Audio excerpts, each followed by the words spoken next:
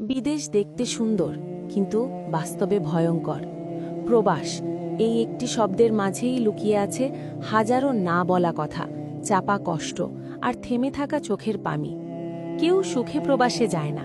প্রিয়জনদের ছেড়ে, আপন মাটি ছেড়ে, নিজের ভাষা ছেড়ে একটি মানুষ শুধু তখনই প্রবাসে পা বাড়ায় যখন জীবনের প্রয়োজন তাকে বাধ্য করে।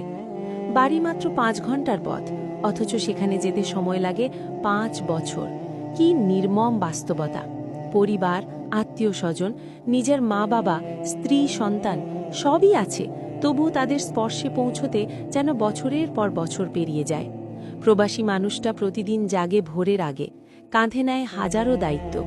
দিনের পর দিন কাজ করে, রোদে পুড়ে, বৃষ্টিতে ভিজে, তবুও মুখে একটাই কথা, পরিবারের মুখে হাসি চাই। সে নিজের হাসি বিসর্জন দিয়ে পরিবারের সুখ কিনে আনে বিদেশের মাটিতে। কেউ নেই পাশে, নেই কোনো আপনজনের কাঁধে মাথা রাখার সুযোগ। ছোট একটি অসুস্থতা, সামান্য মন খারাপ, সবই একা একা সহ্য করতে হয়। কারো কাছে মন খুলে বলার মতো সময় বা সাহস কোনো কিছুই তার থাকে না।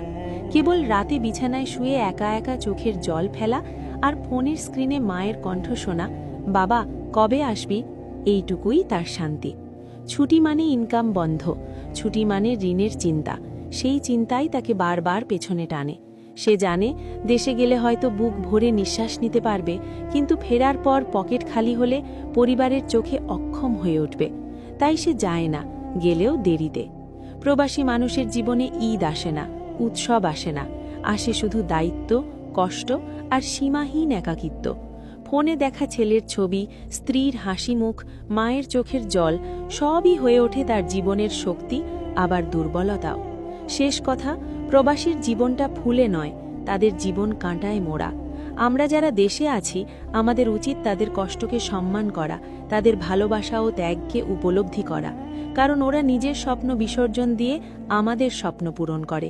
বাড়ি মাত্র 5 ঘন্টার পথ, অথচ সেখানে যেতে সময় লাগে 5 বছর। কি নির্মম বাস্তবতা! জীবনটা বড্ড অগোছালো, প্রকাশ করলে দুঃখী আর না করলেই সুখী।